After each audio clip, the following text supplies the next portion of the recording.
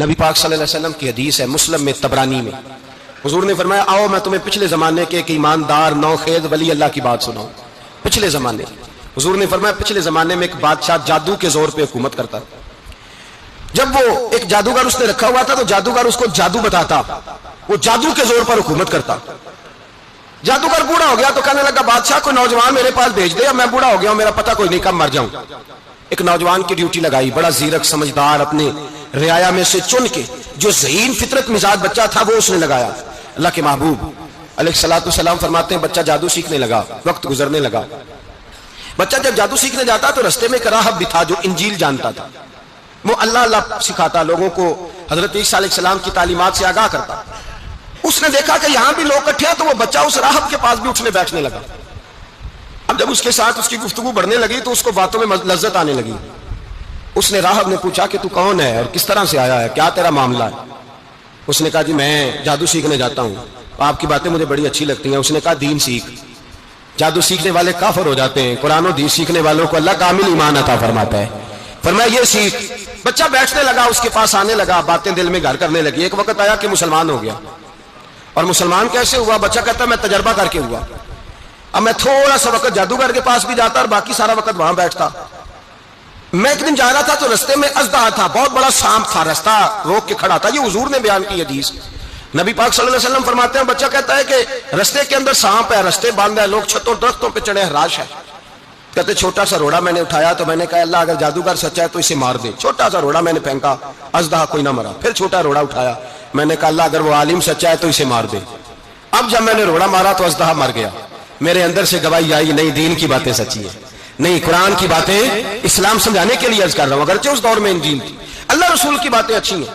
کہتے میں مسلمان ہو گیا، اب میں نے راہب کے پاس ہی رہنا شروع کر دیا، جادوگر کے پاس چھوڑ دیا اس بچے نے آنا۔ بادشاہ پوچھتا کہاں زیادہ وقت گزارتے ہو تو وہ بات گول کر دیتا، وقت تیزی سے بڑھنے لگا۔ اللہ نے اس نوجوان میں طاقت پیدا کر دی، اب اس کے اندر نا اللہ نے توانائی روحانیت پیدا کر دی، ابھی جوان ہے، 14-15 سال عمر ہے۔ اللہ نے اب جو بیمار بھی آتا وہ دعا کرتا تو اللہ صحت عطا کر دیتا، جو بھی آتا۔ بادشاہ کا ایک درباری تھا، بادشاہ کو پنکھا جلتا تھا، وہ اندھا ہو گیا، کوئی ایسی تکلیف آئی کہ نابینا ہو گیا، بڑے علاج کرائے شفا نہیں ہوئی۔ کسی نے اس بچے کا پتہ بتایا کانوں میں، اس کے پاس گیا تو بچہ کہنے لگا شفا تو ہو جائے گی پر کلمہ پڑھنا پڑے گا، مسلمان ہونا پڑے گا، جس پیغمبر کا میں غلام ہوں تجھے بھی بننا پڑے گا، دین پہ عمل کرنا پڑے گا، اللہ شفا دیتا ہے۔ اس نے کہا تو مجھے کلمہ پڑھا، مجھے شفا دے، میں تیار ہوں۔ اس نے کہا شفا تو اللہ دیتا ہے۔ اس نے اللہ تبارک و تعالیٰ کا ذکر کر کے دعا مانگی، یہ مسلم شریف میں حدیث ہے، طبرانی میں موجود ہے۔ اللہ نے اسے شفا دی، اس نے کلمہ پڑھنا شروع کر دیا۔ یہاں ایک نقطہ لکھا ہے ہمارے علماء نے، کہتے ہیں جب اللہ ولایت عطا کرتا ہے نا تو یہ سفید بالوں والے کا حصہ نہیں ہوتی۔ اگر جوانی میں کوئی آدمی توبہ کر کے تصوف کے راستے پہ چلتا ہے تو سب سے زیادہ ولایت اللہ اسے عطا فرماتا ہے، سب سے زیادہ ولایت اس کے پاس ہوتی ہے۔ ابھی اس کے بال کالے ہیں، چڑھتی جوانی ہے، دعا کی تو اللہ نے، اور حدیث پاک میں موجود ہے کوڑے آتے تو شفا یاب ہو جاتے، اندھے آتے تو شفا یاب، برس والے آتے تو اللہ سے دے، جوان ہے۔ بادشاہ کے پاس وہ واپس گیا، وہ جو آدمی جس کی آنکھیں ٹھیک ہوئی تھی۔ بادشاہ نے پوچھا کہ کیسے شفا ملی؟ تو کہنے لگا میرے رب نے شفا دی ہے۔ بادشاہ سجدے کراتا تھا، اپنے آپ کو منواتا تھا معاذ اللہ، کہنے لگا میرے علاوہ کون رب ہے؟ اس نے کہا وہی رب ہے جس نے تجھے پیدا کیا ہے، اور وہی رب ہے جس نے مجھے اندھے کو آنکھیں دی ہیں، وہی ہے میرا مالک۔ کہا اچھا تو مجھے نہیں مانتا؟ کہا نہیں میں اپنے رب کو مانتا ہوں۔ بادشاہ نے اسے سزا دی، ستایا، اس نے بچے کا پتہ بتایا، پھر بچے کو بلا کے ستایا تو اس راہب کا پتہ بتایا، راہب بھی قتل ہو گیا، نابینا بھی قتل ہو گیا۔ بادشاہ نے کہا سپاہیوں سے اس بچے کو لے جاؤ اور پہاڑ کی چوٹی پہ جا کے نیچے پھینکو تاکہ مر جائے۔ بچہ پہاڑ کی چوٹی پہ گیا تو ہاتھ اٹھا کے کہنے لگا یا اللہ میرے لیے نہیں اپنے لیے، میرے لیے نہیں اپنے لیے انہیں اپنی قدرت کے جلوے دکھا، میرے لیے نہیں۔ اللہ کے بندے اپنی جان بچانے کی دعائیں نہیں مانگ، اپنے لیے انہیں اپنی قدرت کے جلوے دکھا۔ یہ دعا مانگی، جتنے لوگ ساتھ آئے تھے وہ سارے زمین پہ گرے اور سب مر گئے، پہاڑ سے گر کے مر گئے۔ بچہ واپس سیدھا بادشاہ کے پاس کہنے لگا لو بھائی میرے رب نے مجھے بچا لیا ہے۔ جوان کا ایمان دیکھو، میرے رب نے مجھے، بولو میرے اللہ نے مجھے ایمان کی گواہی دے رہا ہے، میں بچ گیا ہوں، تو جھوٹا ہے میرا رب سچا ہے۔ اس نے کہا لے جاؤ اس کو دریا میں، کشتی میں بٹھاؤ، بیچ دریا کے جا کے دھکا دے دو۔ بیٹھے کشتی میں، دریا کے بیچ گئے، اور جب جا کے وہاں اس کو دھکا دینے لگے تو اس نے کہا اللہ میرے لیے نہیں اپنے لیے انہیں اپنی قدرت کے جلوے دکھا۔ بس ایک طوفان سا آیا، جتنے سپاہی ساتھ آئے تھے ڈوب کے مر گئے۔ وہ بچہ اٹھا اور سیدھا پھر بادشاہ کے پاس، اسی کے پاس کہنے لگا لو بھائی میرے رب نے مجھے بچا لیا ہے، تیرے پاس آیا ہوں۔ وہ کہنے لگا تو کیا مصیبت میرے گلے پڑ گئی ہے، کیسے جان چھوٹے گی؟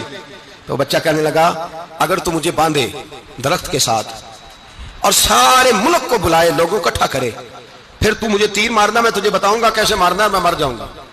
اللہ کا بندہ نوجوان ایمان دیکھو، مرنے کے طریقے بتا رہا ہے، میں تجھے بتاؤں گا میں کیسے مروں گا۔ یہ بات کہی، بادشاہ نے سارا مجمع جمع کیا، ملک سارا باہر آ گیا، درخت کے ساتھ باندھ دیا۔ کہنے لگا بھائی لوگوں یہ مجھے مارنا چاہتا تھا، مار نہیں سکا، اب میں اسے بتانے لگا ہوں کہ میں کیسے مروں گا۔ اسے کہو جب تیر مارے تو ساتھ میرے رب کا نام بھی لے، میں اپنے رب کے نام پہ جان دوں گا، ایمان کی پختگی میں اللہ کے نام پر جان دوں گا۔ اسے کہو رب کے نام پہ مارے، مر جاؤں گا۔ بادشاہ نے اللہ کہہ کے تیر مارا، پیشانی میں لگا، بچے کی روح پرواز کر گئی، جتنا مجمع کھڑا تھا سارا کلمہ پڑھ کے مسلمان ہو گئے، سارے مسلمان ہو گئے، سارے۔ میرے رسول پاک سید عالم صلی اللہ علیہ وسلم نے نوجوانوں کو بتایا جب تمہارے اندر ایمان کی قوت آئے گی تو اللہ تمہاری مدد کرے گا۔ فرمایا وہ نوخیز ولی تھا، ابھی جوان رانا تھا، ابھی اس کی پیشانی پر جوانی کے آثار تھے، لیکن اس نے اللہ کو راضی کیا، رب کریم کو راضی۔ ولایت کا مطلب بڑھاپا نہیں، ولایت کا مطلب وہ نہیں کہ جب بڑا لمبا وقت گزر جائے تو پھر آدمی آئے کہ نہیں اب کیا کرنا ہے، اب مسجد ہی ہے، اب تو اس کے علاوہ گزارا ہی کوئی نہیں۔ تو اس وقت کا آنا اللہ کی بارگاہ میں قبول تو ہے، لیکن شاباشی اسی کو ملتی ہے جو جوانی کے وقت آئے۔